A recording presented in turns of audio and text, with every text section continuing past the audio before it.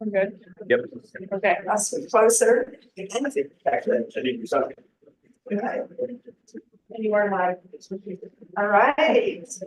Wow. Well, I want to get started now. I'm very honored to be here, and I want to thank Mark for opening up this beautiful place to us tonight to be able to have this really important event with Chairman Omali Yeshitela, reading from and talking about his incredible book, The Verdict is in, Reparations Now. And my name is Penny. I am the chair of the African People's Solidarity Committee, an organization of white people under the leadership of the African People's Socialist Party and Chairman Omali Yeshitela. Our work is to go into the white community to organize other people, other white people, just like ourselves, to take a stand for reparations to African people and to stand in solidarity with the right of African people to struggle for their liberation and reparations to in the return of the stolen resources. And I just want to say that we do have the Uhuru Solidarity Center, which is at 2654 Gravois, which is owned by the African People's Socialist Party, but we are able to use it and organize it from there. And I want to always invite people to be able to stop by there and come see us. And I want to salute Deputy Chair Omali Yeshitela, who is with us tonight, who is the coordinator and leader and architect, as we say, of the Black Power Blueprint, an incredible program that is being laid out and built north of St. Louis's Delmar Avenue divide in North St. Louis on West Florissant Avenue. And I want to invite people to come by there to see it. You can even request tours. It's an incredible program that has renovated just some of the falling down buildings that are there, turned them into vibrant community centers, a beautiful community garden with a stage, a basketball court that is amazing and so needed in that community, and so many other programs that are going to be coming up and growing rapidly in that area and in a really powerful way as part of the struggle and work for Black power to the African community, for real political and economic power in the hands of the African working class.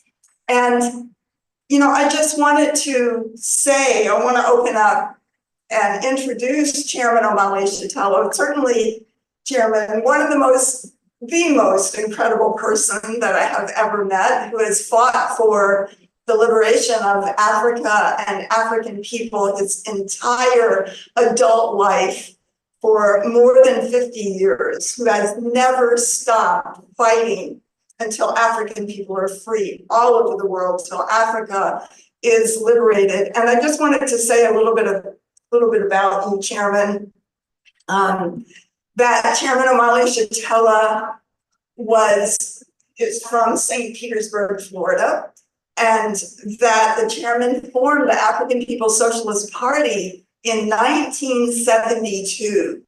And that is an organization of African working class people, whether inside the United States, in Africa, or wherever African people have been forcibly dispersed around the world, in the Caribbean. It's a worldwide organization, very serious and very ambitious to liberate and free Africa. And that for almost 60 years, Chairman Omali Yeshitela has organized and traveled the world to fight for Black people and the right to be free, self-determining, and enjoy the results, their own stolen resources and stolen labor returned to them. The chairman created a political theory that lets us see the world through the eyes of the African working class, and it's called African internationalism. And it's based on the understanding that this country and this political system that we live in is built on the assault on Africa, the kidnapping of African human beings for hundreds of years, the enslavement and stolen labor of African people, and the stolen land and resources of Africa itself, as well as the genocide committed against the indigenous people right here and the stolen land that we live on. And that is the basis, the reality of the world that we live in. And this is what I have learned. And I see, I can see that when we look at the world as all around us today, when we read the news, when we see the struggles, even in occupied Palestine and everything else that is going on this planet, it all comes back to this foundation of slavery, genocide, and colonialism that we live in today. And before I turn it over to the chairman, I just want to say that we were here about a year ago when we were presenting around a book that we had written from the Solidarity movement called Overturning the Culture of Violence. And it's also available. And somebody let me know that this building, and I think it is a very important twist of history, that Chairman Omali Yeshitela would speak here tonight, because this very building that we're in, not when it was owned by Mark, of course, many years ago in the 1960s, was owned by the brother of James Earl Ray, who is the person that assassinated Martin Luther King. And this was a right-wing, vicious, white nationalist bar, basically called the Grapevine, that was, a lot of police came here, Ku Klux Klan members came here, and this was the office for the campaign for George Wallace, a reactionary white nationalist of the 1960s. And it is also said that this is where the plot to assassinate Martin Luther King was hatched, in this very possibly room that we're standing in right now. And so I think that, it is just part of the struggle for reparations and liberation that we would have Chairman Omali Yeshitela speaking here tonight. And so, I'm just to say again, I'm very, very honored to be able to introduce Chairman Omali Yeshitela, my leadership, the man who has continued the legacy of Martin Luther King, Malcolm X, and the legacy of all the great African patriots of the 1960s and beyond, and is fighting for the liberation of Africa and African people today. So Chairman Omali Yeshitela will be talking about his book, The Verdict is In, Reparations Now. Thank you so much for being here tonight, Chairman. Uhuru. Uhuru is a Swahili word. It means freedom.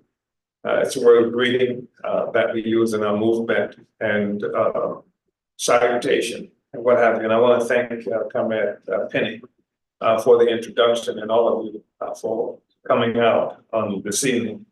And Penny has already done so much in terms of the introduction. And I'm glad that she mentioned that my wife is present here, Onizene Yeshitela. And that's important for a number of reasons. And hopefully that becomes a bit clearer as I talk about the book. I want to thank Mark again. I want to really for making this venue accessible to us. And I think what I would like to let everybody know is that currently I'm under indictment by the federal government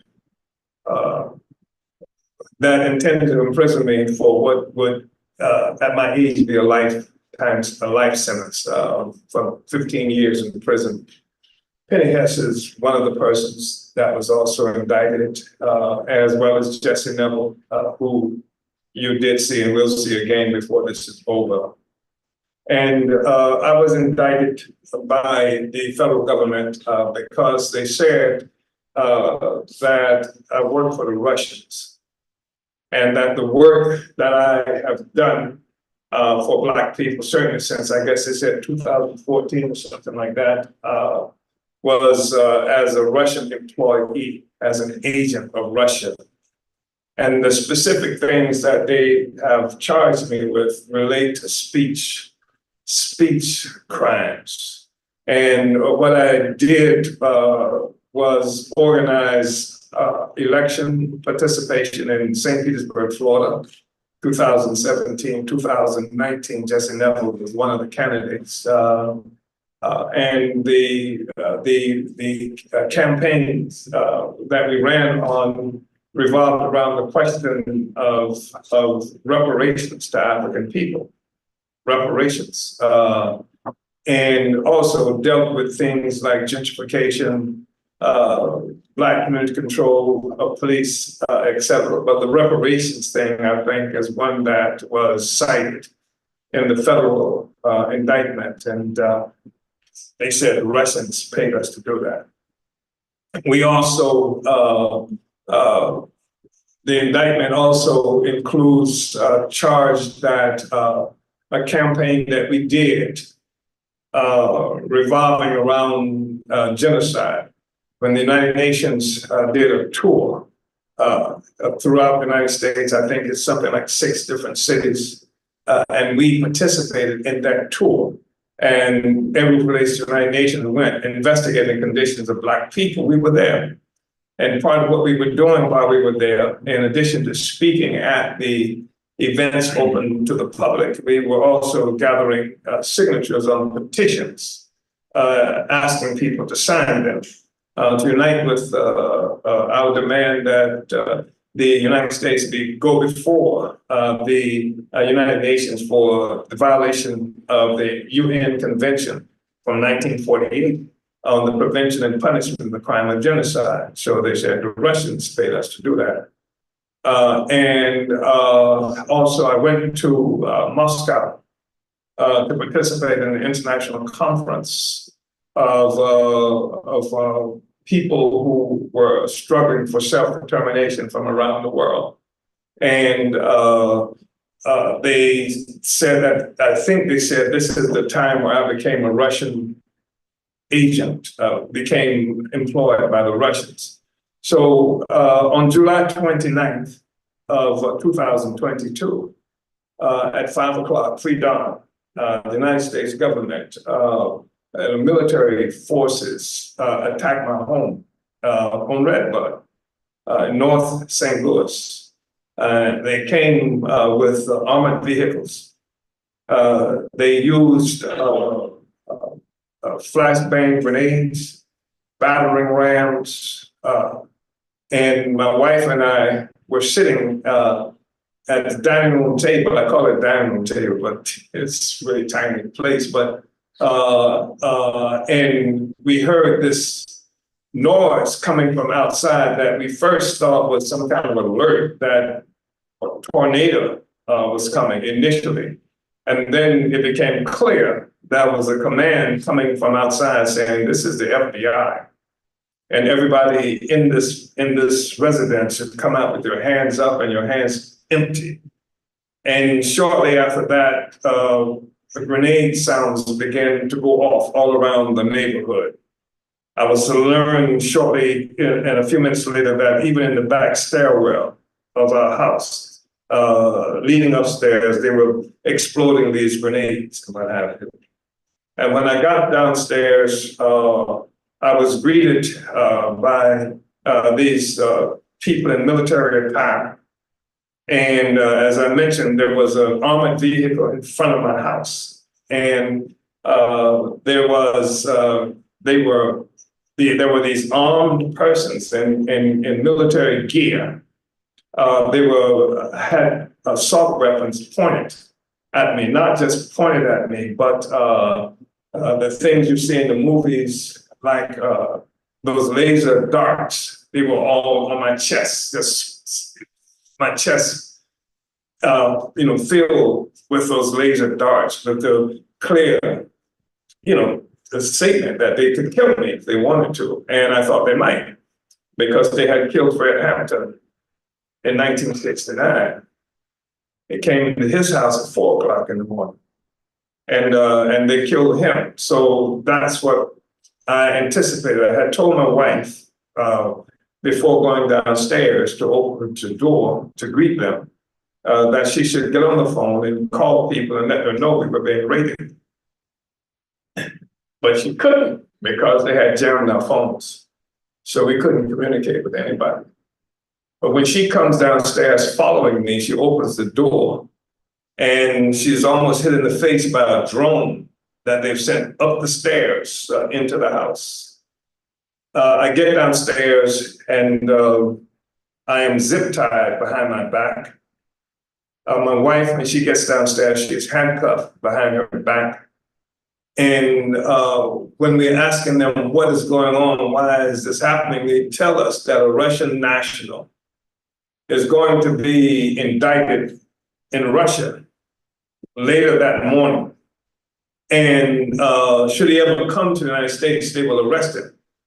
But my name came up, they said, in the indictment. And so they were there to serve a search warrant on my home. And that was the reason that they broke windows, that they broke into the rear entry, that they were using flashbang grenades, that they terrorized the entire community, that they used the St. Louis Police Department to put the crime scene tapes throughout the neighborhood, that they had occupied the porch next to us, the neighbors, and put tape on the video camera doorbell so that they couldn't be seen.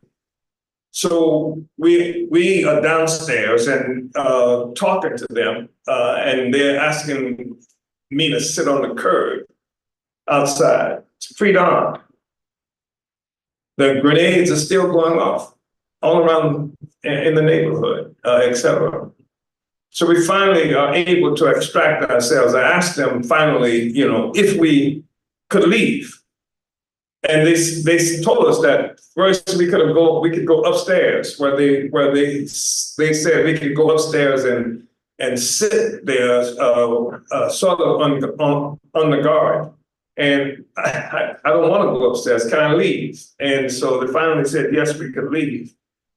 They had some trouble cutting the zip ties from my wrist, but they finally did. I tried to call the Solidarity Center, and I'm not getting any answer. The one on here on Gravois. I'm not getting any answer. I try to call other people. I'm not getting any response. So we get in the vehicle and start to drive around. And we get to the Solidarity Center, and we see it's occupied by FBI agents. They're out there as well. They have broken into the Solidarity Center. They used battering rams. They broke every window in the place. They used tapes, their flashbang grenades and what have you. And then they went upstairs to their apartment upstairs. They handcuffed Jesse, and they handcuffed his partner and held them at gunpoint. And then they went to the home of Comrade Penny and Kitty here, and held them at gunpoint as well. They broke all the windows. They broke windows. They used battering rams and what have you. They did all of that. And then they stole cell phones. They stole computers, laptops, all of that. And so that's what happened on the 29th. And they occupied those buildings sometimes 6-8 hours. They were in there. Taking materials and what have you. And so then they characterized us as unindicted co-conspirators, which is a bad thing to be. And one of the reasons it's a bad thing to be is because one doesn't have legal standing, because I'm not indicted. I'm not indicted. So I can't go to court and say, hey, stop them from doing these things. I have no legal standing. Then what are they doing? They've done nothing legally to us as far as the court is concerned. So I can't fight in the court. I can't use the system to even engage them in some kind of struggle. And this was the reality for 9 months. 9 months this went on. And after the 9th month, they indicted 3 of the 4 people. The 4th person, young woman in St. Petersburg, Florida, because they attacked our office in St. Petersburg, Florida. They knocked down doors, they broke windows. We have a radio station there. They took the radio station off the air for a while. My home in St. Petersburg, though nobody was there, they busted into that house. They broke the door, etc. They went in and stole all kinds of resources there as well. So this is the situation. And then they went to this incredible young leader in our movement. They went to, I forgot to tell you, that after we left the Solidarity Center trying to find people, Comrade Rage, we ran into Comrade Rage here, who was looking for us. She knew something was happening, and she was rolling around, and she had her children and everybody else she could get to try and provide whatever kind of security they could provide. I wanted to mention that. But this young woman, her name is Akilia Naid. She was one of the persons we had to run for office in St. Petersburg, Florida in 2017 and 2019. They went to her home and they told her somebody was breaking into her car. The local police did, and that she should come out and check it. And when she goes outside to her car, FBI agents come from behind vans and things like that. And so they take her phone. They do similar kinds of things to her. So this is what happened.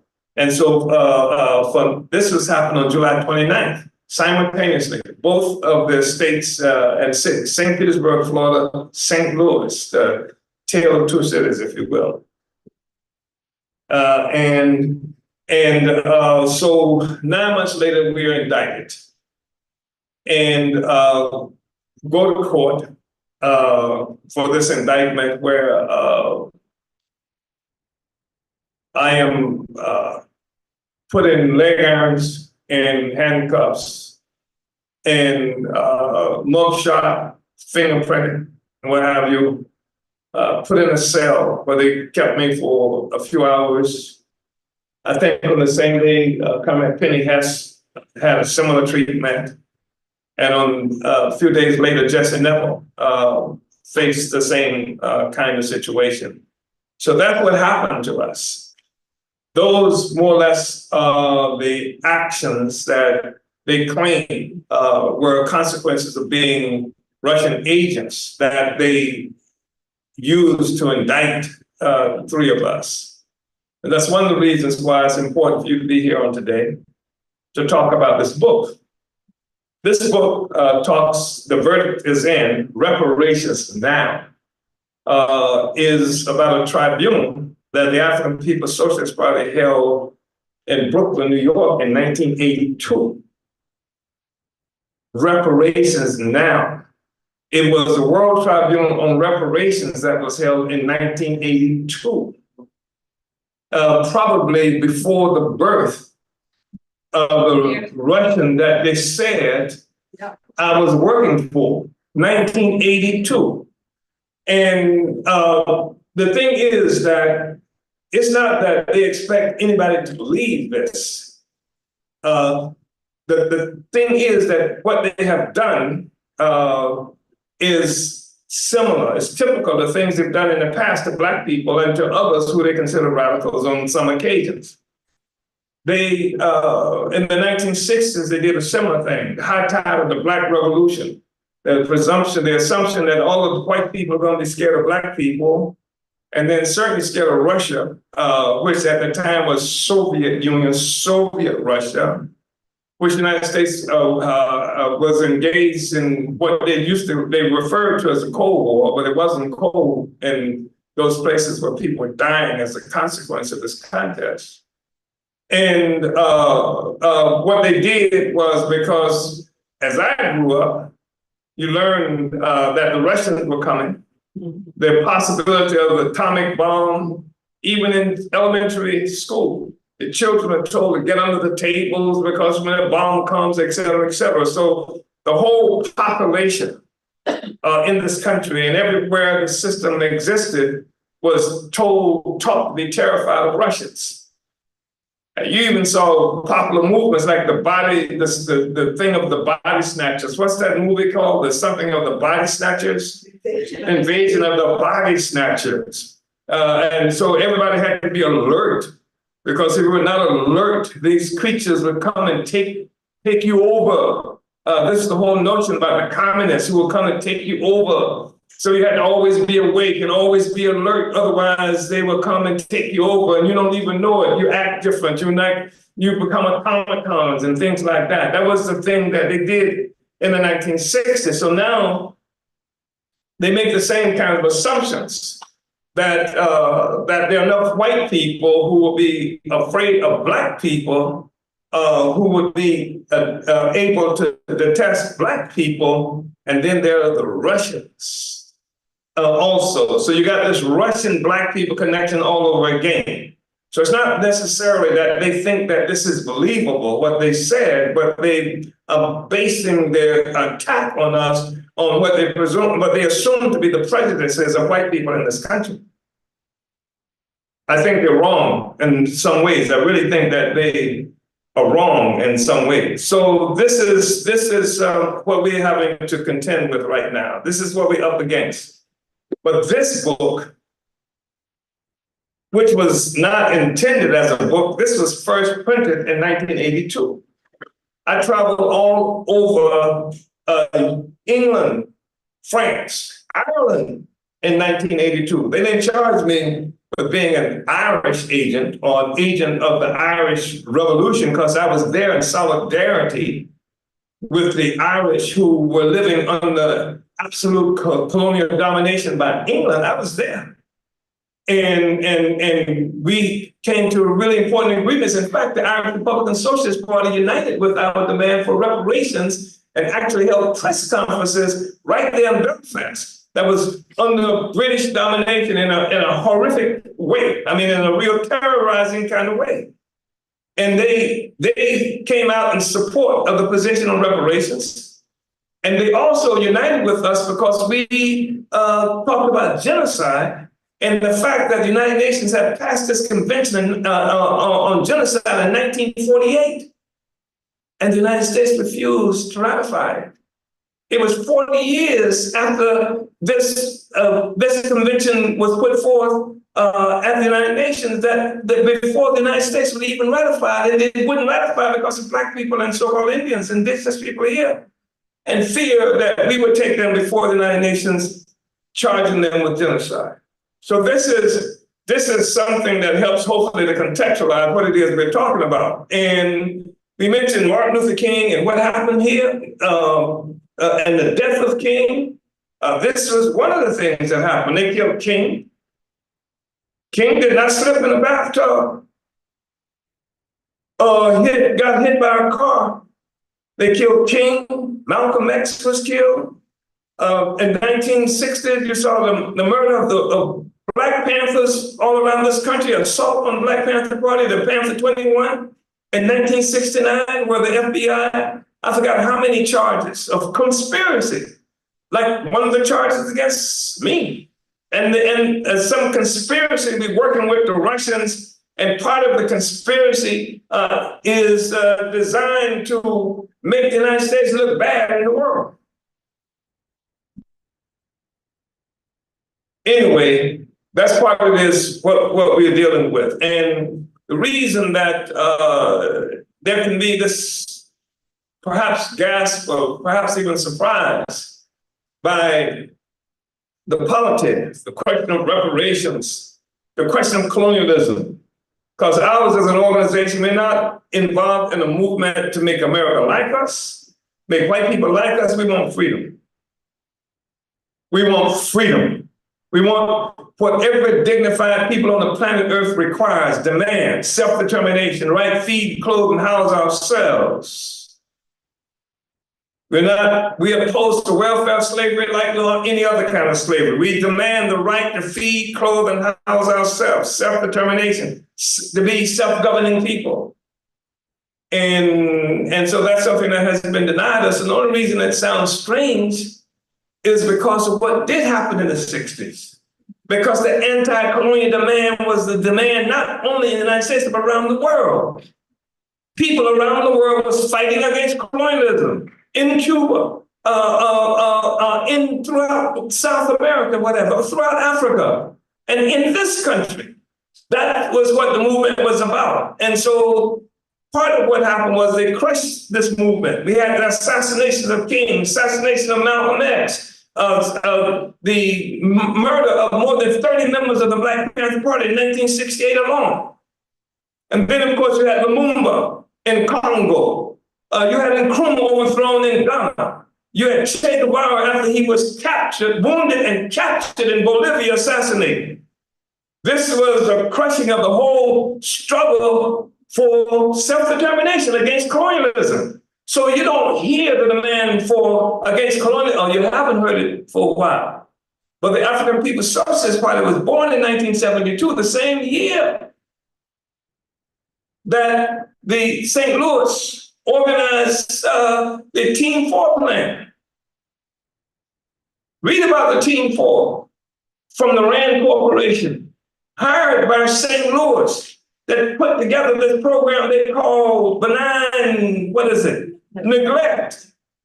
Well, by policy, they would starve north of St. Louis, the Black community here. And the first time in history, the emergence of a so-called land bank, the first place in this country, was right here in St. Louis, part of the Team 4 plan, that could take properties and bank them to cure blight in the city. And where did most of the properties come from? Took them from taxes from Black people. And then they began to take them for code enforcement and things like that. So the city of St. Louis is the largest landowner in this city. And look at North St. Louis. That's a consequence of it. And I think it's important to say that we're not looking at a situation where some naughty people just don't like people and people don't speak to each other, don't get along together, that kind of thing. There's a process born of a social system that denies African people a right to live and a right to be a self-determining people. And that's what we're up against. And that's what we're about. And that's why we were attacked. And that's what this book puts the United States government. We organized this to put the United States government on trial for the crimes it has committed against African people in this country. So I want to say that. And I want to say that related to much of what I've already said now, is that this book was also influenced by the period. By the time this tribunal was held in 1982 in Brooklyn, New York, from the period that the civil rights movement jumped off in this country in the 1950s to this time, there was a 500% increase. 500% increase in the prison population in this country. America has the largest prison population on the planet Earth, larger than China.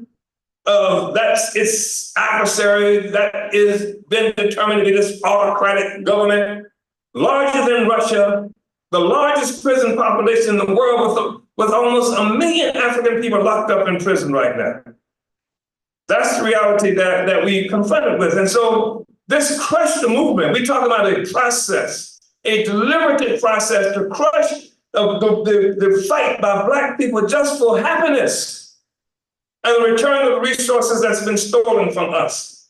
So, and now with the crushing of the movement, we see the political dialogue begin to change in this country, because it wasn't just a physical assault that we suffered, it was a political and ideological assault too, because now there's no Malcolm X. Now the Black Panther Party is almost decimated. Now even our own organization has come under assault, with one of the founding members being killed. Now, the revolutionary movement has been crushed and silenced around most of the world. That's what we're looking at. And so the political discussion changes. Even utilizing intellectuals and professors and things like that on universities that have concluded that Black people are responsible for our own conditions of existence. There's something that is inherent about Black people. We were characterized as a permanent underclass and things like that. People wrote books on that and how African people are just inadequate in terms of being able to live. We talk about benign neglect. The guy who probably coined that became a senator. What was his name? The senator who came up with, and who had determined that the problem with Black people in this country in terms of the data that was clear about the difference in our circumstances, that is for Black people and white people, is because cultural things, that Black people always think of it. This is what he said. This is an intellectual here, that because Black people think collectively and think of the group rather than the individual. So that's certainly something wrong with you if you don't think of yourself only, but you think of the group. And secondly, because of matriarchy, he said. Because Black women, and they probably got that part right, because the sisters be bad and sort of in charge of almost everything, but that's who we are culturally. Matriarchy is real, if you want to carry it. We didn't call it matriarchy.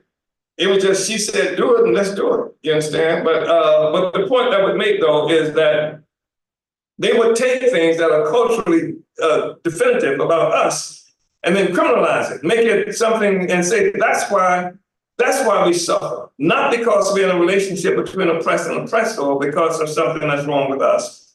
So, and then they had begun this discussion that somehow, that Black people in this country were some kind of drag on the economy, that we were, had this parasitic kind of relationship, that we were living off welfare, and even came up with concepts like welfare queens.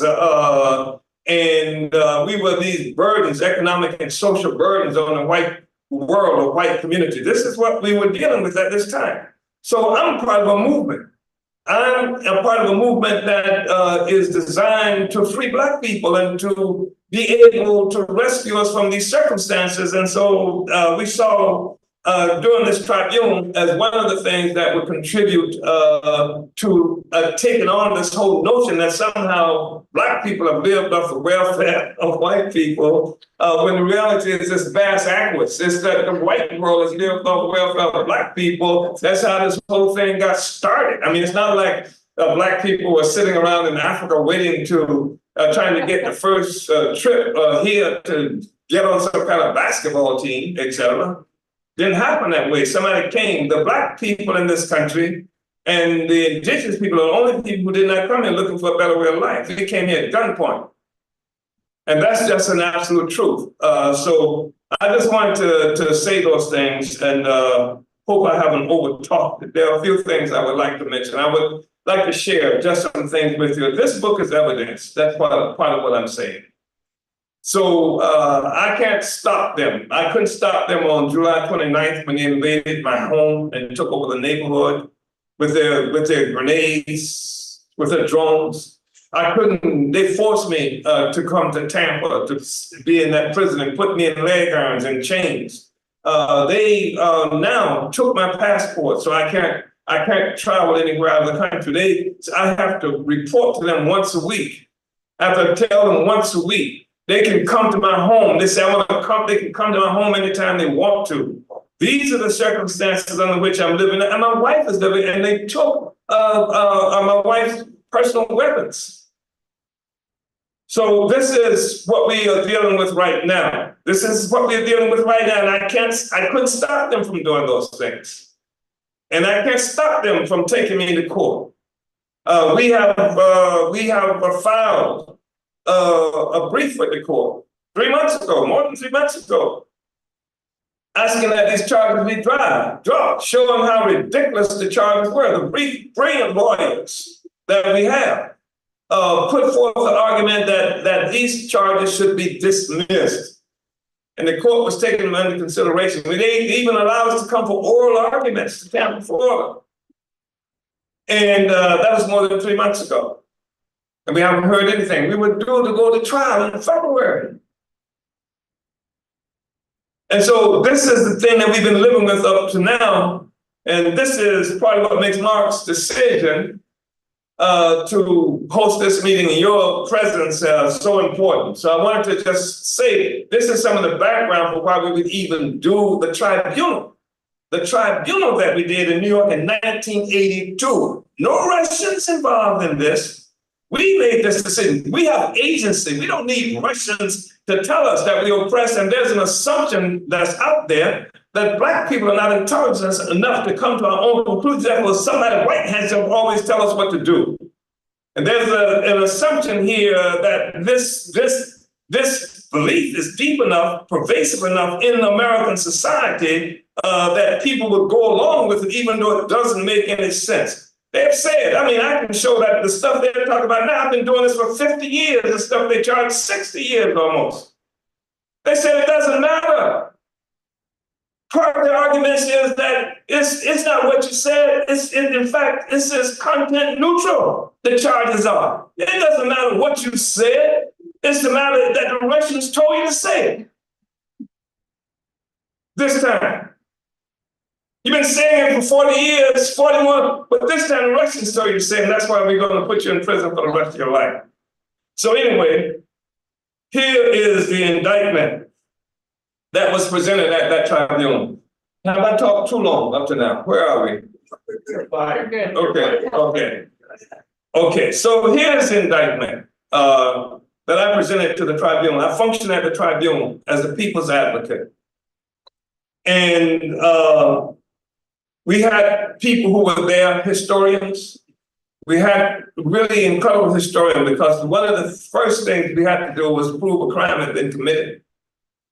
We had to prove that Black people were better off before we had this encounter with European colonialists who brought us here and dispersed us around the world. So we had historians who spoke.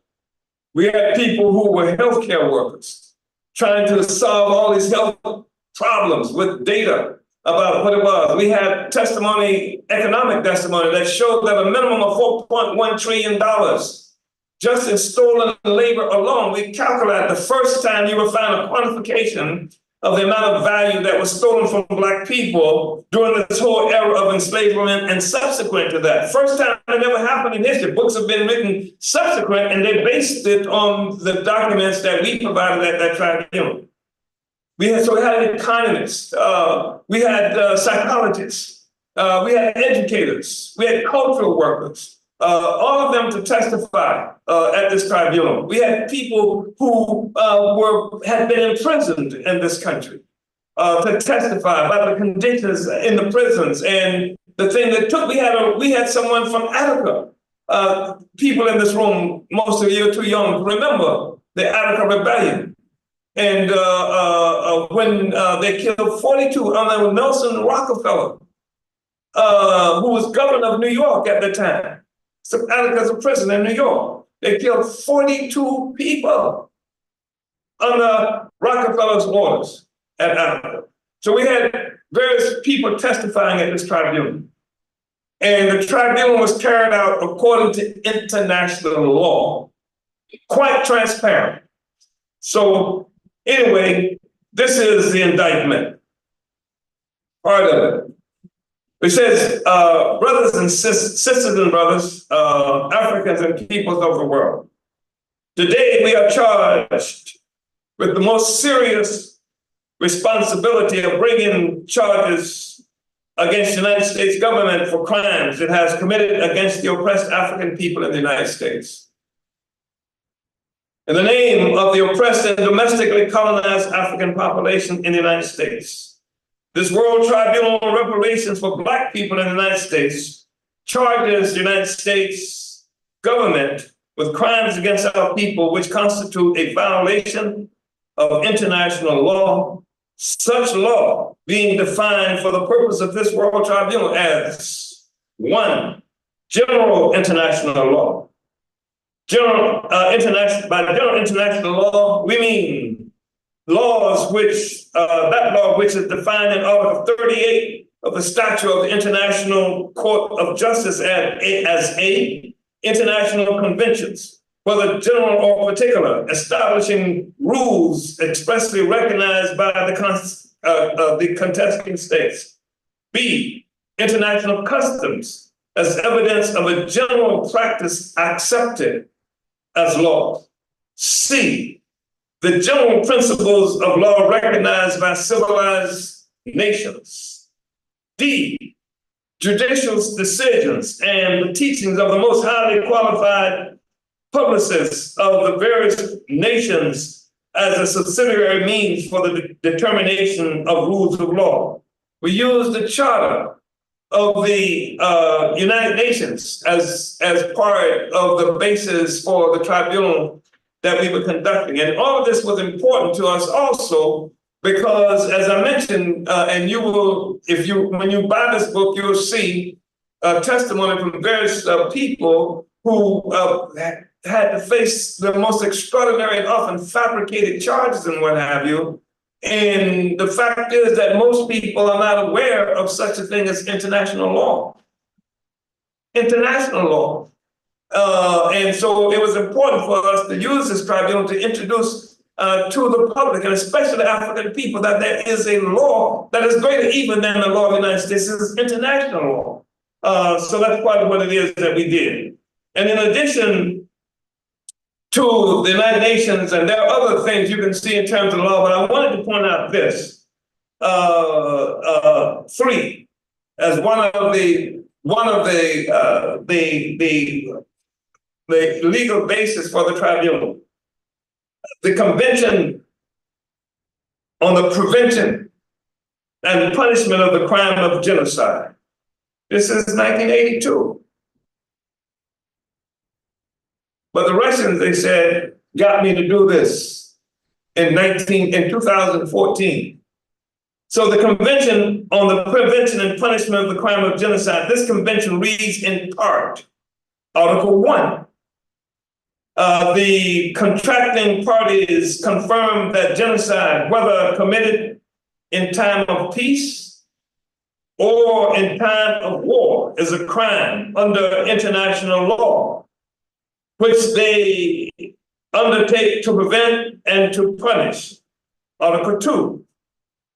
In the present convention, genocide means any of the following acts committed with intent to destroy in whole or in part a national, ethnical, racial, or religious groups as such. A, killing members of the group. I wonder if Mike Brown, and all the others who, have been killed would meet that. B, causing serious bodily or mental harm to members of the group. This is C, deliberately inflicting on the group conditions of life calculated to bring about its physical destruction in whole or in part. D, imposing measures intended to prevent births within the group. E, forcibly transferring children of the group to another group. Not even talk about even now under this so-called child, what is it called, CPS? What is it? Child protector. The number of Black children who are stolen every day. Article 3, the following acts shall be punishable. A, genocide.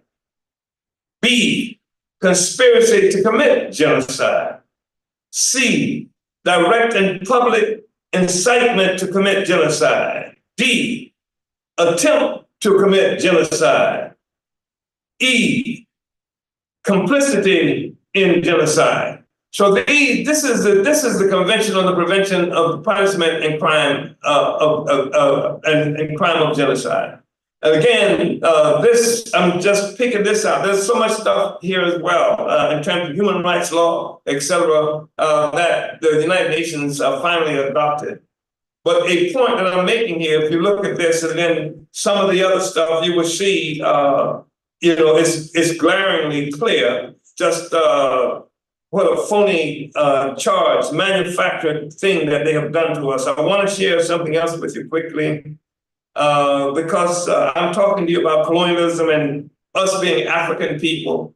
You can't get on no boat as an African in 1619 and get off the same boat in this country as a Negro. If we were Africans when we got on the boat, we were Africans when we got off the boat, despite all the work that's been done to confuse the issue. But I wanted to share some things with you. This is testimony from a man whose name is Akil Al-Jundi. He was in Africa at the time Rockefeller ordered that murderous assault on the people. Mr. Chairman, international representatives, international juries, to those people who assume the responsibility to organize this international tribunal on reparations for African people here in the borders of North America on behalf of the African Rebellion Organizing Committee, on behalf of those comrades who lost their lives on September 13, 1971 at Attica State Prison, on behalf of the 81 other Attica indictees, we would like to say that we thank you for granting us the opportunity this afternoon to be a part of this reparations hearing.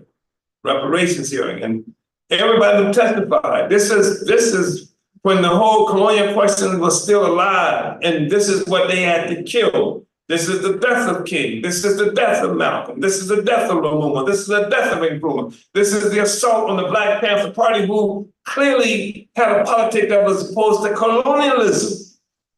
Colonialism, that was the question then, it's the question now. That reality didn't change. What changed was they killed the leaders and destroyed the organizations who were putting that forth, and that's what this tribunal was, something that was resurrecting, part of resurrection. We say that it is correct that I had been prisoner at the Attica Correctional Facility during, before, and after the rebellion of 1971.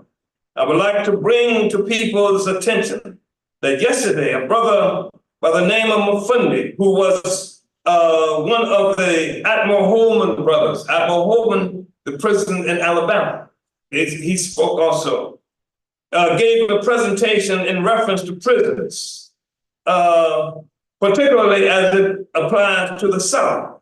And then today, Sister Afeni Shakur did the same thing. And so basically what I may say might be somewhat of a reiteration of what other people have said. And Afeni Shakur was one of the Panther 21. She was one of the members of the Black Panther Party who were charged with a conspiracy, arrested. How many charges that they have? Was 100 and some, 300 and some odd charges. They were charged with plotting to blow up the botanical garden, flowers in the botanical garden and stuff like that in Brooklyn. And the trial went on for more than 2 years. And Afeni, who was 8 months pregnant with Tupac Shakur, defended herself and all of them and beat the charges because the people were contemptuous of what the FBI had done in terms of using FBI snitches, informants, and things like that to create havoc within that organization. I think we're at a similar place now. I think that enough people in this country now are really concerned about, how the government is functioning in so many different ways. So, but to get to the point, on September 9, 1971, at Attica State Prison, there had been a unanimous decision by over 1,200 prisoners at Attica. And that position was that because of the racism that had existed in Attica and the prison system within New York State and the entire country, there was a need for something to happen. On September 9, 1971, we took to the yard, 1,281 strong. On September 13, 1971, 43 people lost their lives as an outcome of the rebellion. Now we know that rebellions go on and at different times, and what they do is they escalate our particular level of struggle. Sometimes people think that they do. Sometimes people think they do, sometimes people think they don't. In this particular case, this incident not only was important to what was going on, but it raised the question of prisoners, and the relationship of prisoners to Black people, particularly in the wilderness of North America. And what I would like to do is state for the record that there is a suit right now that is pending, and this civil suit is demanding a $2.8 billion from the Rockefeller estate, because the government at the time of the rebellion was none other than Nelson Aldrich Rockefeller. And in September of 1982, the widows of the correctional officers, because they didn't kill just prisoners, they killed guards too. They can't kill everybody in the place. They said that in September of 1982, the widows of the correctional officers won, and that was the month right before this tribunal, which happened in November 13. The widows of the correctional officers won a suit that makes it possible for them to obtain $1.16 million from the state, because for the last 11 years and going into court at the same time we were going into court, they have been able to provide that the state used excessive force on December 13th to quell the rebellion that occurred at Attica. And in the process of trying to quell and quash the aims and aspirations of the third world prisoners, they in turn killed off 11 of their own kind. And so they were able to win the suit. And we say that is right on, because winning their suit makes it possible for us to win our $2.8 billion suit. So I'm just going to skip and just read briefly this. He says, I would like to bring to people's attention the name of William Allen, whose cause of death was an assassination with multiple wounds of neck, back, arms, groin, and destruction of his lungs on September 13, 1971. A comrade of mine by the name of Elliot L.D. Barkley, assassinated from back and chest wounds and damages to the right lung that he received on September 13, 1971. Brother John Barnes, assassinated from back and chest wounds and damage to his right lung and aorta on September 13, 1971. Alan Durham, assassination from multiple wounds in the back, arms, and thighs, and damage to the right lung, kidney, and diaphragm. Willie Fuller, assassination from wounds in the upper back and chest, and lacerations of both lungs and heart. Brother Melvin Gray, assassination from wounds in the shoulder and thigh, and damages to the left lung and chest. Brother Tommy Hicks, and it goes on and on and on. So I just wanted to be able to share this with you. And there's so much more that's here. And it's important. And like I said, for us, this is evidence. And it's important for you to know this. Not necessarily for you to agree with what our politics is, because we aren't asking Biden to agree with our politics or the prosecutor to agree with our politics. We haven't committed the crimes that they have charged us with. We are not guilty of those charges. We have beliefs that are really important to us.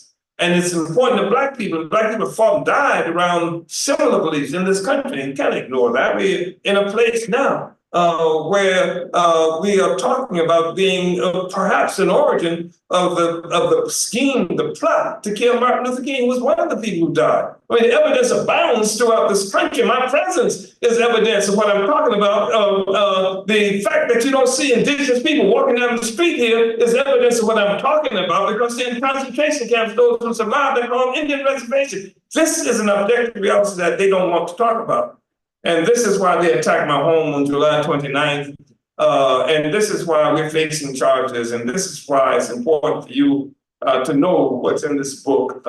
So at least you can know the basis. You can know that everything that they're talking about is a lie. And so in some instances, people can use a fact to hide the truth. But what we have here is the truth. And there are facts here that shows that this is the truth. So we use the same facts, more or less, that they use, and we show that these facts are grounded in what's supposed to be constitutional rights of people who live in this country. And the problem that they have is they can't say Black people don't have rights. They cannot come out anymore and say, you don't have any rights. That's something that was decided here in St. Louis too. Isn't that right? What was it? The Dred Scott decision. A Black man doesn't have any rights and a white man has to respect. And so they can't do that anymore. So they said, yeah, you got rights. But that's not what this is about. This is about you did something that the Russians told you to do. So they will liquidate the whole history of our relationship if they can do that. That's why it's important for you to know what's in this book. And I want to say that, and hopefully I haven't overtalked it. Uhuru, thank you so much.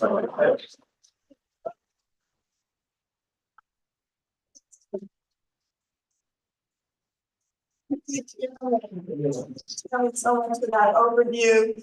I want to open it up for questions and discussion. And, I just want to say that, first of all, they want to silence the voice of Chairman Omali Yeshitela and the right of African people to be free. That's what the state is doing right now as part of the whole trajectory of the assaults every time African people have stood up, from Marcus Garvey to as the chairman said, to Malcolm X, to leaders of the 1960s, and to the chairman today. And so part of being here, of hearing this, and participating in getting organized or expressing solidarity with the right of African people to be free, is fighting for this attack by this state to end, to stop this attack on Chairman Omali Yeshitela, because if they deny the chairman's right to speak, there will not be freedom of speech in this country as we know it. Yeah. And we have to fight for this, because they always start with the African population to silence them, because it brings up to the surface what this country is based on, what it is built on. And yeah, so I just want to say that, and that, I'm really proud that people have come out and want to, definitely open it up. If you have questions, if you have comments for the chairman, and so let's talk about all of the things that the chairman has raised tonight. I should mention to you that our lawyer who has practiced for 25 years, and he practices and with the federal courts and things like that, saying that he's never seen a case like this, and this is the first time. This law is based on stuff that they passed in 1917 to deal with espionage. 1917, as many of you are probably aware, was when the Russian Revolution succeeded. Mm-hmm.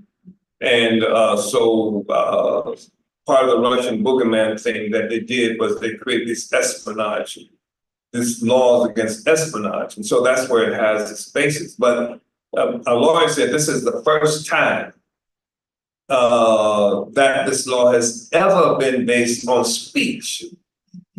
These charges have ever been based on speech. Usually when they've even used it, and the times when they've used it have been bogus anyway, but he said that at least it was associated with some kind of act somebody did. But in this instance, it's based on speech. The government took 130,000 signatures on petitions that we had gathered with people supporting the demand for against the charge of genocide against the United States.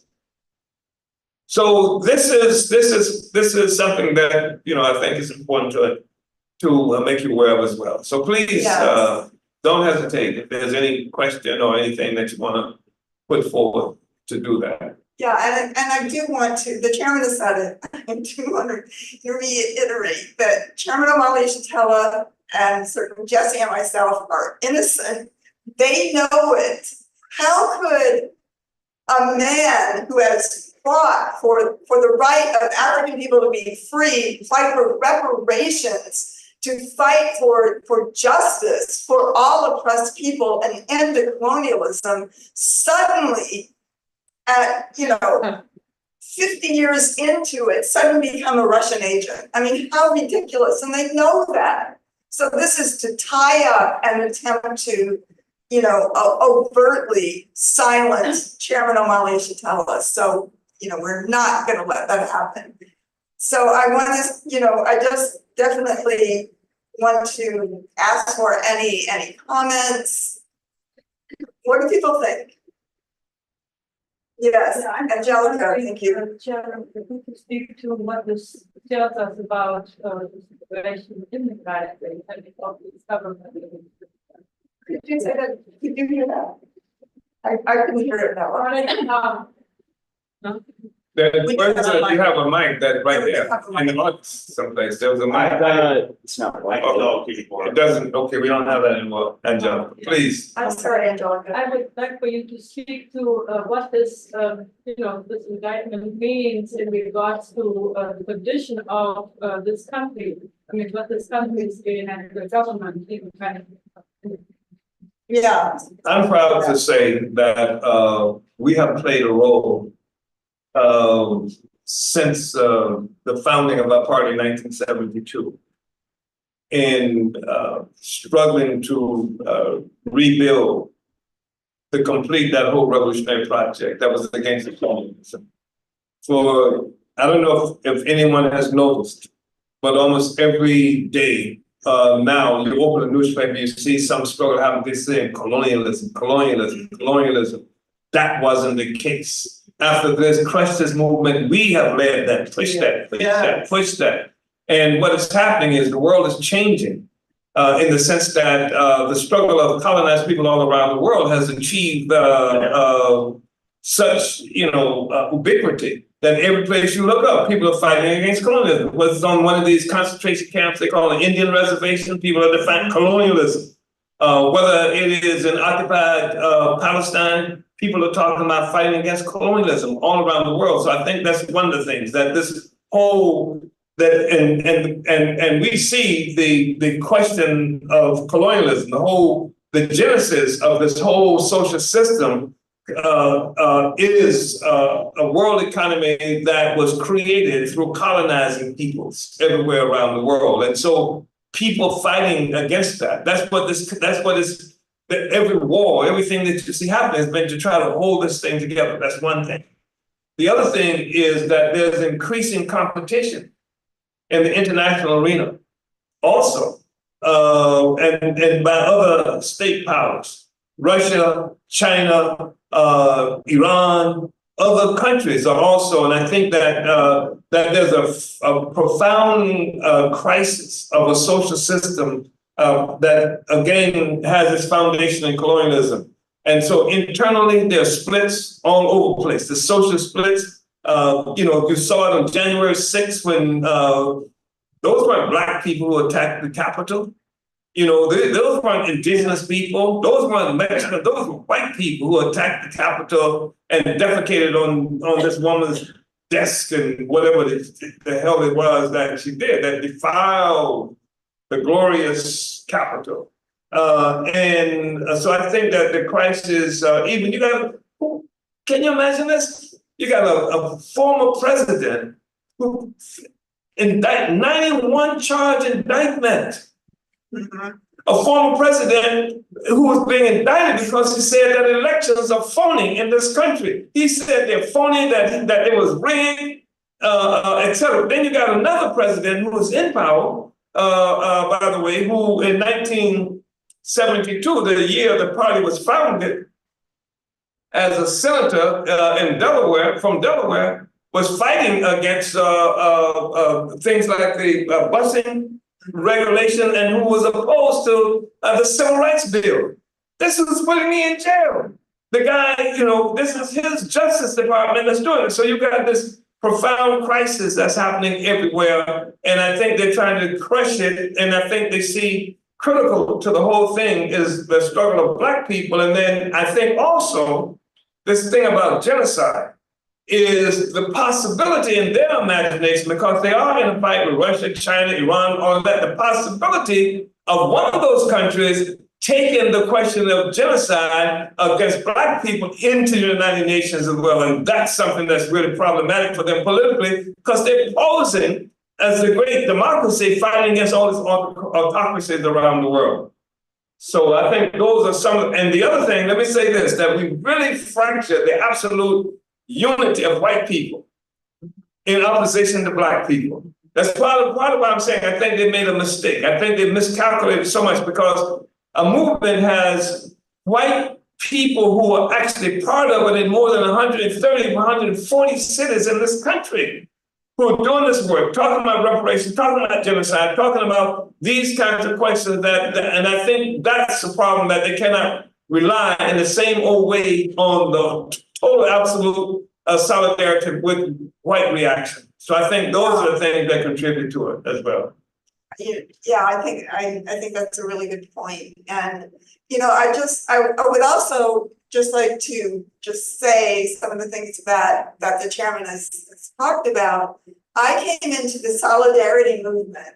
Party created the African People's Solidarity Committee, a white organization under their leadership, in 1976. And that is a long time ago. And the chairman then talked about and he talked about the Reparations Tribunal. In 1982, the 1980s, a lot of people didn't know what reparations meant. They never heard of it. We would be out having demonstrations, reparations to the Black community, and people would come up to us and go, what are reparations? What does that even mean? And the chairman had a goal to make reparations a household word. And it is a household word today because of the word. And the other thing that I remember from the very beginning, because when I first came into the Solidarity movement and the chairman was saying, well, the role of the white people is to go into the white community. And we were like, oh, no, we don't want to do that. But that was, of course, what we're called on to do. And to organize other white people to be in solidarity with the right of African people to struggle for their liberation and for reparations. And the chairman always said, the problem is not against racism, because racism is just an idea. It's an idea that, of course, can lead people to hurt African people, lead white people to do that. But that is not what African people are struggling against. They're struggling against the political and economic reality backed up by the state of colonialism that affects and comes down against African people inside this country, just like it does in occupied Palestine, because Israel copied, and used as a model what the US does to African indigenous people here, to Palestinian people. This is colonialism, the chairman said. And nobody would have, nobody heard that for a long time, but the chairman always, everywhere he spoke, everywhere he wrote, he talked about and defined this question of colonialism, because how can an oppressed people defeat an idea, but they can defeat the political system that oppresses them, because the Vietnamese did that. And we've seen, so many people who have done that, so many various oppressed peoples who have done that victoriously, in the past. So now we hear everybody talking about colonialism. It's really, really powerful. And again, that is the work of Chairman Omali Yeshitela. I just really wanted to. I think the idea will be defeated. Yes. Because racism is the ideological foundation of the social system. It is that system of ideas, what have you, that wins white people to unity with the colonial project. It wins them to unite with the oppression of Africans and other peoples around the world, Palestinians, whatever you, the indigenous people, exterminate the brutes. all of this. It's the ideological foundation. It's that thing that you don't even have to teach. Go and have classes to white people, about getting at African people a certain way. The whole system does. That's the whole foundation ideologically that's born of a system. And in terms of the free speech and things like that, if you cannot have free speech for colonized people. If slaves had the freedom to speak, what are they going to talk about? What the hell are they going to talk about? If colonized people have the right to speak, what are they going to talk about? You can't even whistle.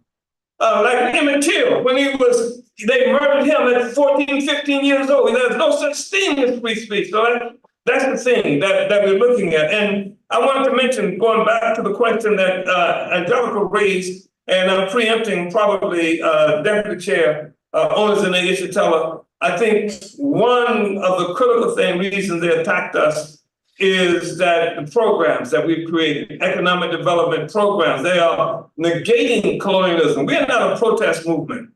We engage in protest, but that's not what we're about. We're about struggling to overturn the colonial conditions, colonial relationships, to negate colonialism, to negate the fact that a foreign and alien power has captured the capacity for feeding, clothing, and housing us, that somebody else is in charge. So what we've done is Omali Yeshitela, somebody mentioned, she is the architect of these incredible economic development programs we have right here in St. Louis. We've transformed North St. Louis. We've done that. And somebody was just talking to us the other day in one of the buildings, these people, Africans who are working in one of the buildings that we've just got. How many buildings we got now? Properties, 20 some odd buildings, 20 some odd properties right there in North St. Louis alone.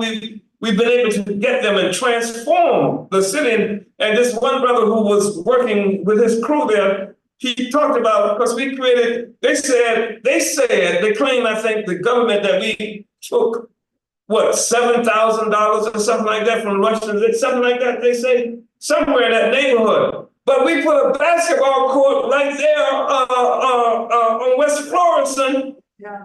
Then $160,000 basketball court came. And the resources, most of it came from white people who unite with the struggle for reparations for Black people. They say this is our reparations. We're contributing to reparations here. So, and I think the fact that we've done those things and developed these properties, changing it. And the brother said to us that basketball court, he said, just that basketball court alone has changed that community. He says that before the basketball court, that there were issues with gangs and people can be this side and not that side. Except that basketball court has changed everything. Everything. And so that's not even an issue or problem anymore. So I think that's one of the fundamental things too. Chairman Omali was going to say something. Chairman, you mentioned the whole question of the motion to dismiss. Yes. And it's been since September. Yes. Do you have any kind of speculation of why it's taken so long? It's been like 4 months now that they have not made, the judge have not made a decision. Either way to dismiss or go forward with the trial. Do you have any speculation? I think it's because it's never been about the law. Because if it was a question of law, they wouldn't have come to our house and done these things. They wouldn't come at 5 o'clock in the morning. They wouldn't come threaten the whole community. They shut it down, trying to terrorize all the people. It's a political attack on us. And I think that they want to be able to find a way to use the law to justify this political attack. But the problem is that everywhere you look in this country right now, there are struggles around the question of speech, Trump speech. All the people who, you see all these trials revolving around that. Then you got the fact that the state itself is separated in terms of its loyalties to this block of colonizers, or sometimes they call themselves Democrats and Republicans, but as you notice, they cross those lines, the Democrats and Republicans as well. So I think that a concern now is what this ruling, what this decision will mean, not just for us, but what it will mean for all these other cases like Trump and the rest of them who are fighting this whole free speech issue that we're looking at. I think that might be one of the reasons why you might end up seeing sex tapes with Bill Clinton and what's this other, where was it? Jeffrey Epstein. I just saw something today that said they got sex because I think this is part of the war, the contest that they're involved in with themselves. So I think that contributes to it. So I don't know, our lawyers dumbfounded by the length of time they're taking to make a ruling. They ruled on Trump in a month. Trump called for dismissal of the charge. They dealt with that in a month. So this is the contradiction. That's why it's so important for you to be here right now, for you to have access to this book right now. This is the evidence. This is the evidence. They say that it's content neutral, the charges that we're saying, here is the damn content, and it is not neutral. You understand? So, and we believe that if people had access to them, they wouldn't be neutral either. So whatever they might try to deny us the ability to do in a court, we've taken the court here to you. And thanks to Mark, we're able to do it in this venue right now. Yeah. All right, Holly. Chairman and everyone, I just want to thank you for this presentation and reading. It's so powerful, and yeah, I just really salute this event and everyone for coming out. I had a comment and a question. I think it's interesting the timeline of the raids. While this book, which I know was published many years ago as a little pamphlet, and that I know that for the last several years it's been in discussion and with the publishers, and now it's and if you could talk about how it's almost like this, everything the state does, it's like we can use against them in court, or basically the what am I saying? The formation of the hands-off approve committee. If you could talk about that and how it's not only a defense campaign, like yes, it is a team of lawyers literally defending you in court, but how it's so much more than that. It's really a counteroffensive, and how there's these monthly webinars by Hands Off Approve, and just the mass formation of it's like, because whenever they bring you to court, it's going to be the party putting the state on trial. And like, I imagine reading from the book you read tonight to like turn it on their heads to like put them on trial. So if you could just talk a little about that kind of counteroffensive strategy, and some more work of like what the Hands Off Approve campaign is up to at the moment. Yeah, I just think it's important. I thank you for that comment, Hallie. I did not join this movement to get me out of prison. I did not join this movement for quote unquote free speech. I became a part of this movement to struggle for the liberation of our people. That's what it's about. And the discussions we've been having is related to that. And that's why they attacked us. And so when they attacked us, first of all, I'm sure they did not expect to fight. No. I think that these are serious charges. Like, again, for me, it represents a life sentence that they're threatening me with. In addition, of course, they threaten me. You have to imagine, here you are, pre-dawn in the morning. They killed Fred Hampton like this. They killed Malcolm X. They killed Martin Luther King. They killed more than 30 members of the Black Panther Party. And then you come out and you're facing armored vehicles and you're facing these white people with these camouflage outfits on. And then they've got assault weapons pointing at you with the laser beams, darts off your chest. So this is what we've had to go through and what we've been living with now, reporting once a week to them. I mean, I gotta call up somebody, report to somebody. I gotta say, can I go this place or can I go that place? And they can come to my home anytime they want to. This is, and they take my passport. I just wanted to go to Canada because they wanted me to come to Canada to speak on the question of reparations. They say you can't go to Canada. Talk about reparations or anything else. I want to go a trip 15 miles from here in St. Louis, that's in Illinois someplace. I said, can I go that trip? They said, no, it's out of the jurisdiction of the whatever middle district or something like that.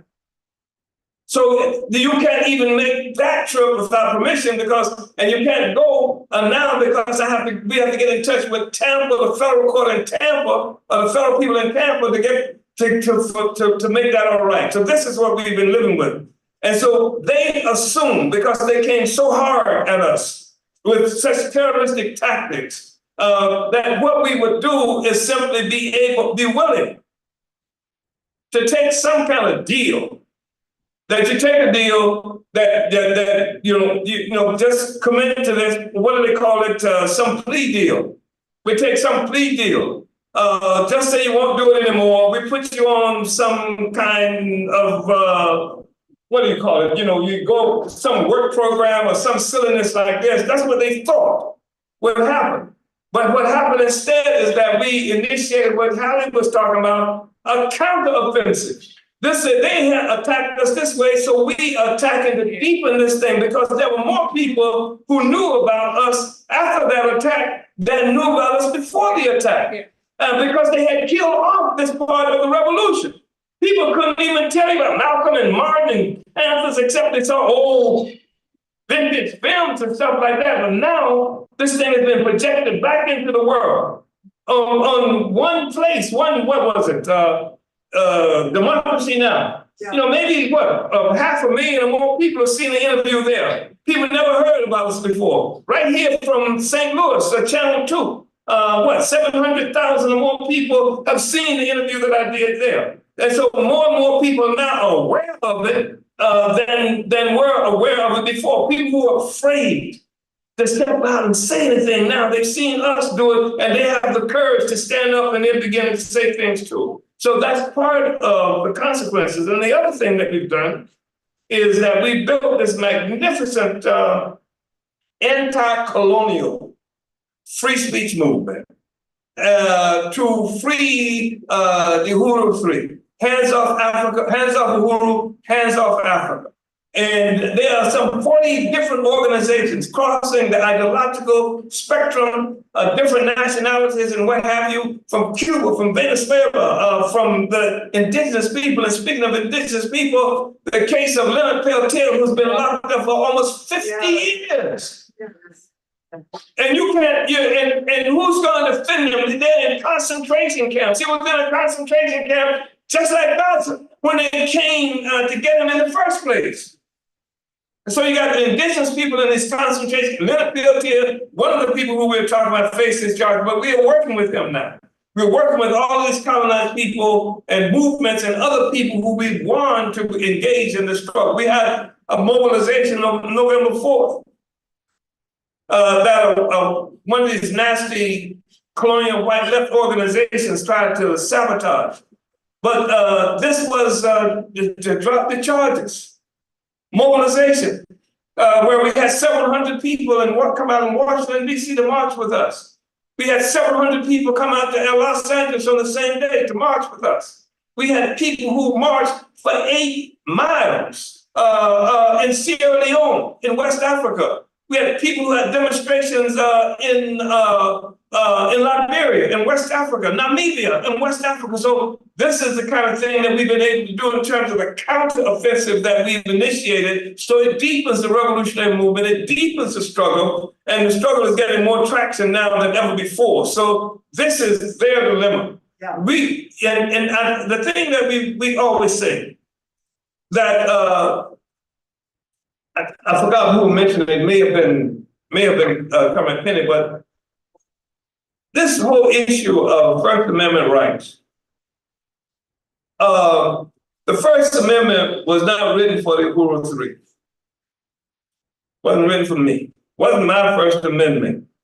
The fact is that when the state wants to take away basic fundamental rights of the people, they will attack somebody who they feel is a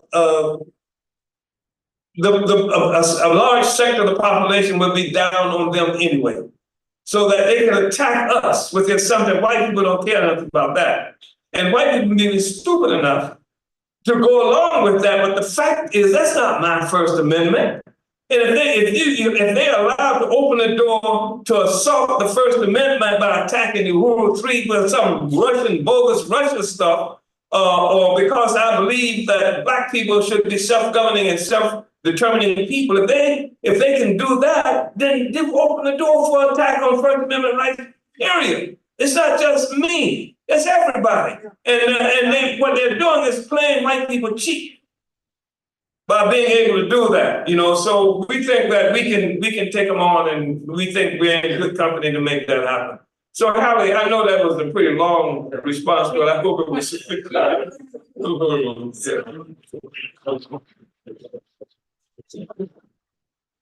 Yes. Yes.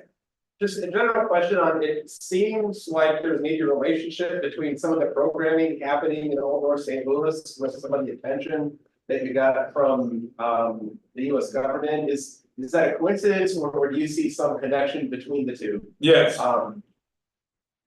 We do. We think it's a real profound connection, because one of the things is that African people have been trapped with this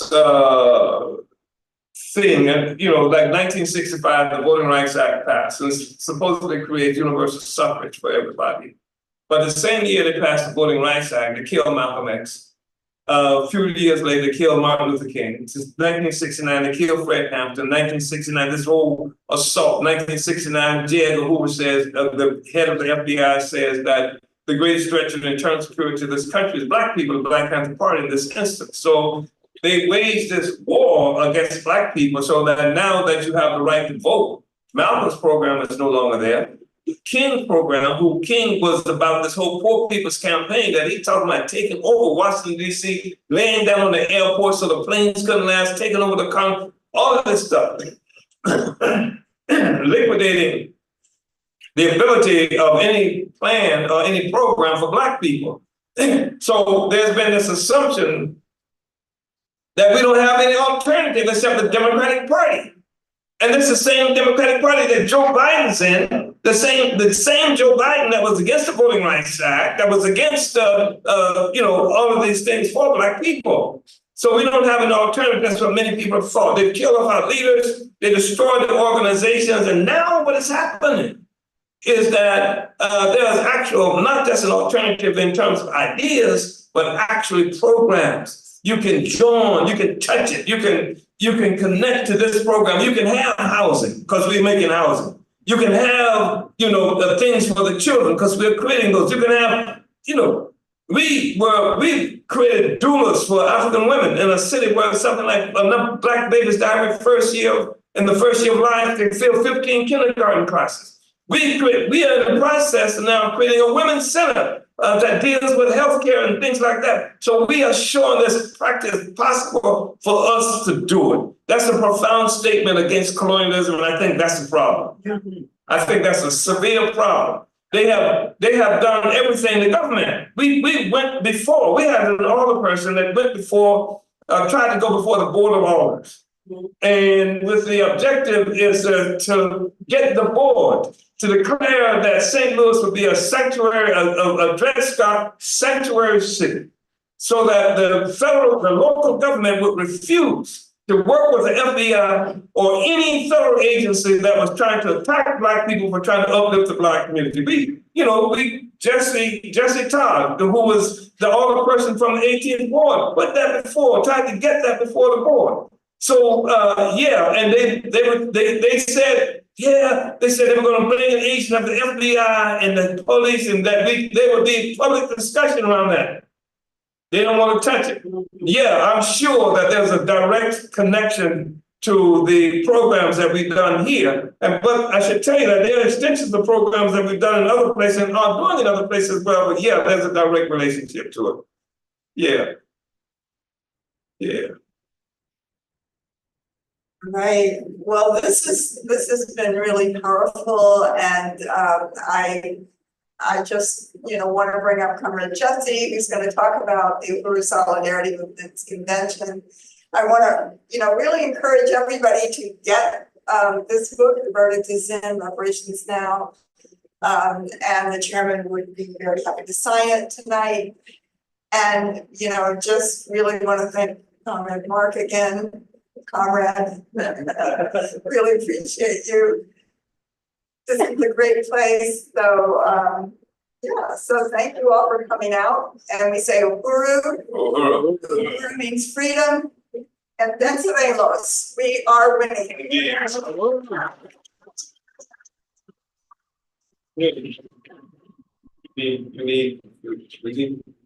All right. Uhuru. Right, hurry everyone. Let's give another round of applause for Chairman Omali. And also another round of applause for Mark and Spine Bookstore. And thank you, a round of applause for Chairwoman Penny Hathaway. And I want to say a few quick things. My name is Jesse Neville, as was mentioned. I am the national chair of the Uhuru Solidarity Movement, the mass organization of the African People's Solidarity Committee that was founded in 1976 by Chairman Omali Yeshitela and the African People's Socialist Party to extend the struggle for Black power into the white colonizer population.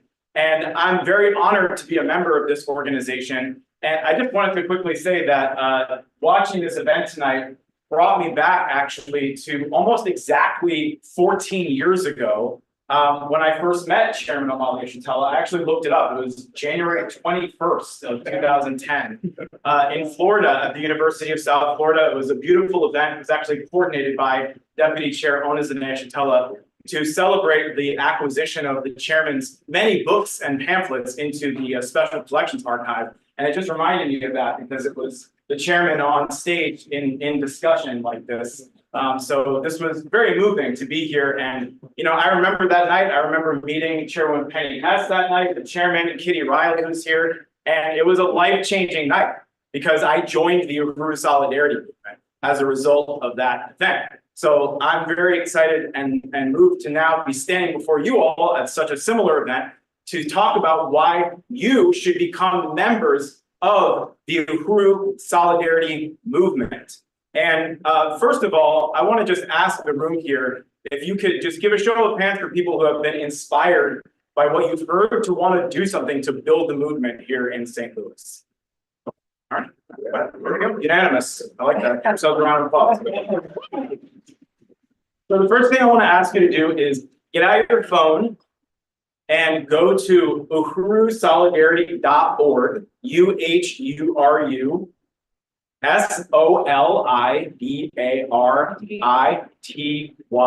Did I get that right? .org. Okay. uhurusolidarity.org. O-R-G. There you go. And right at the top, you'll see a big red button that says Become a Member. Go ahead and click that, and you can start filling out the form to become a card-carrying member of the Uhuru Solidarity Movement, the only organization of white people in solidarity with the African Revolution under the leadership of the Revolutionary Party of the African working class that exists on the planet Earth. So I want to just encourage you to go to uhurusolidarity.org, and I want to say a few things about what it means to be a member of the Uhuru Solidarity Movement. And I also want to encourage people to stick around because you should buy this book. The verdict is in. It is incredible. The chairman just explained so brilliantly the significance of this book. And you got to get a copy and get it signed by the chairman before you leave tonight. Oh, thanks. So, okay, so I want to start off by saying that I want to reiterate the point that both the chairman and Chairwoman Penny Hess made tonight, which is that the US government is not attacking Chairman Omali Yeshitela because they truly believe that he is an agent of the Russian government. The United States government, the FBI, they do not believe that. They know Chairman Omali Yeshitela is not an agent of Russia. They know who he is. They know he is the leader of the international anti-colonial African revolution. And that is why they are targeting him. For the same reason they targeted Marcus Garvey, who was eventually arrested and convicted and imprisoned for the charge of mail fraud. They were not targeting Marcus Garvey because they were worried about mail fraud. They were targeting Marcus Garvey because, like Chairman Omali Yeshitela, he represented the interests and aspirations and struggle of African people around the world for liberation. And they're also not targeting Chairwoman Penny Hess and myself because they think we are agents of Russia.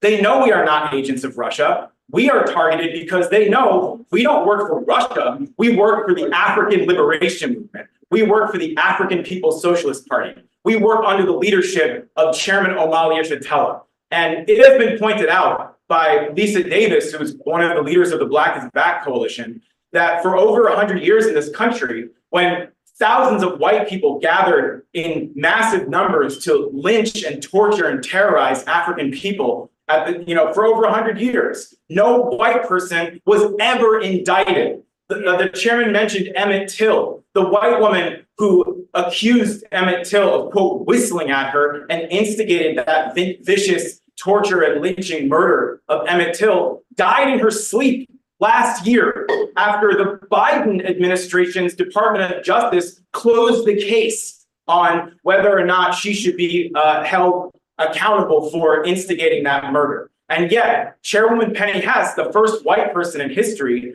to heed the call of the African Revolution to work for reparations to African people, faces indictment.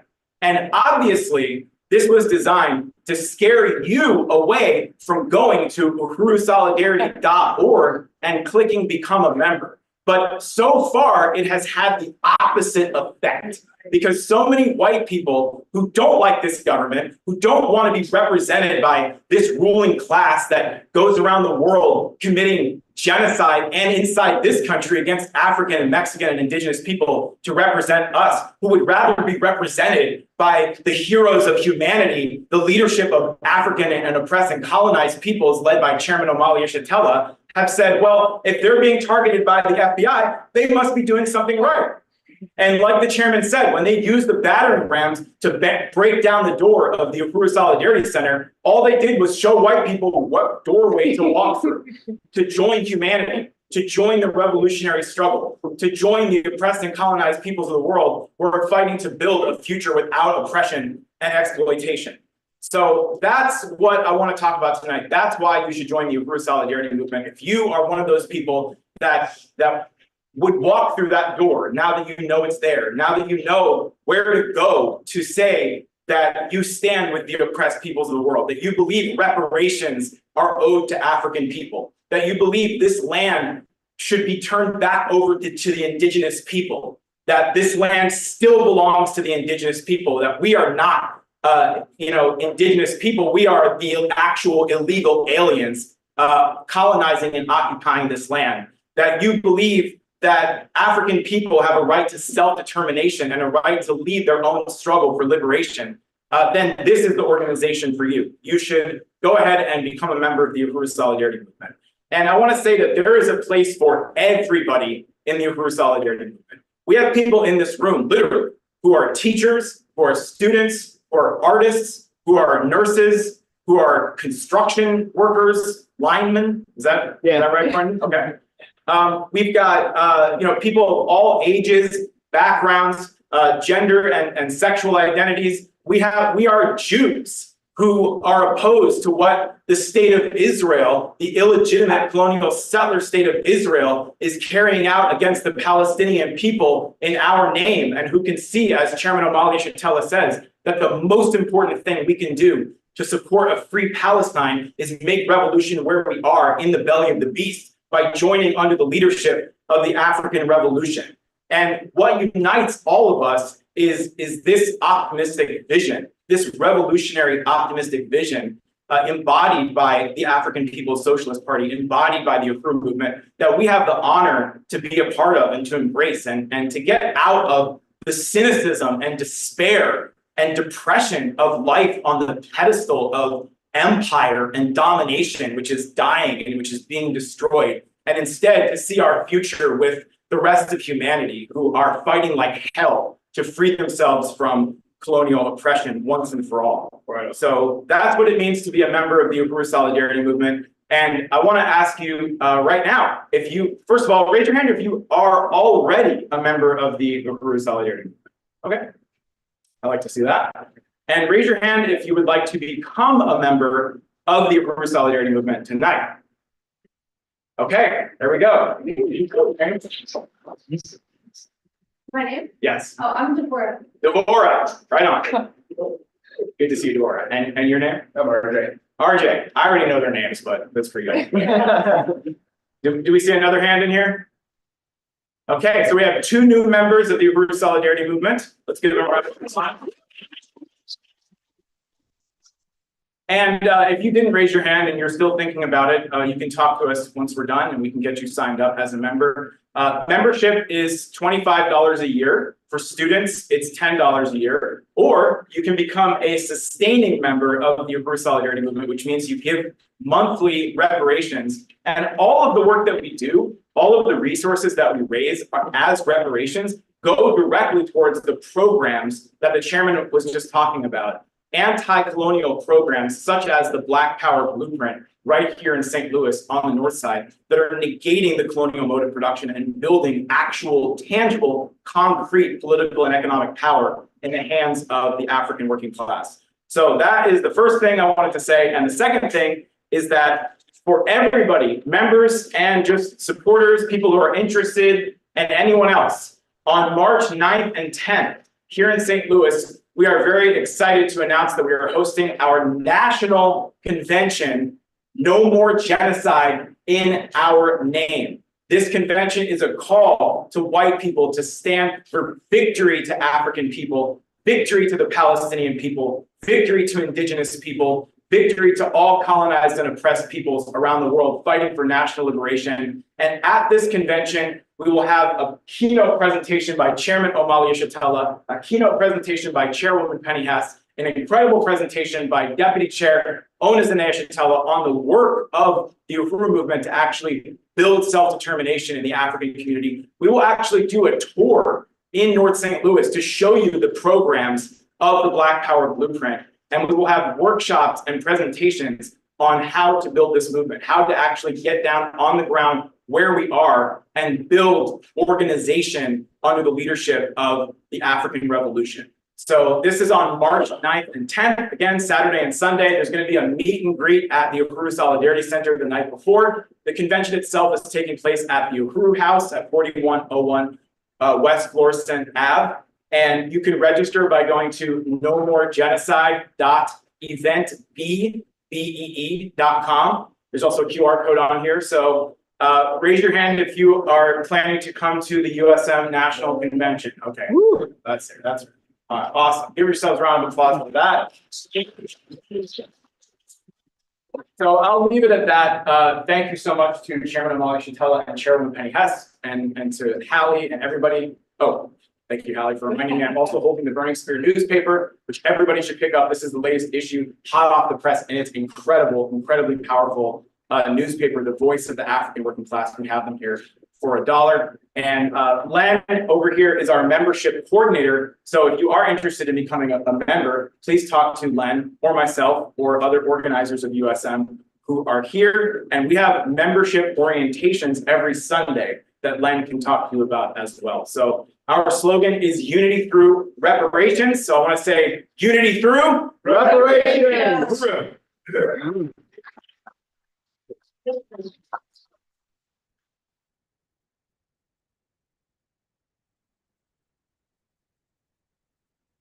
Just close out. You want people go to get a signed book? Yeah. Yeah, so, All right, well, thank you again, Mark, and to Spine Bookstore and Cafe, and thank you to everybody who came out, people who became members, and just this has been a really exciting meeting tonight, so really appreciate it. We'll be here, we can talk to you a little bit more. Everybody can get the book, the chairman can sign it, and that would be very historic. So thank you again, and unity through reparations.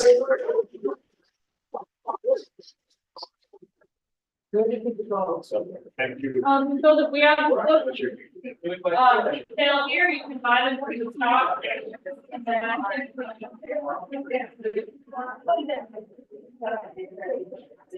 Oh, yeah.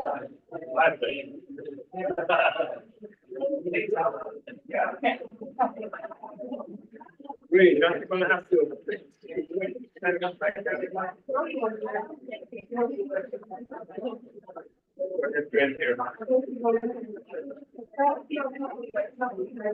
Yeah, right, yeah, that was really very nice.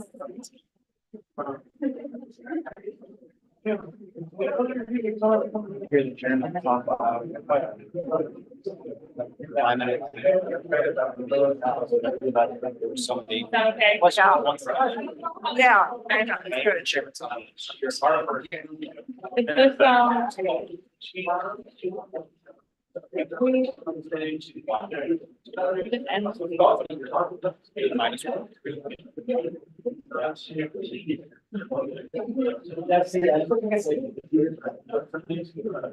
That's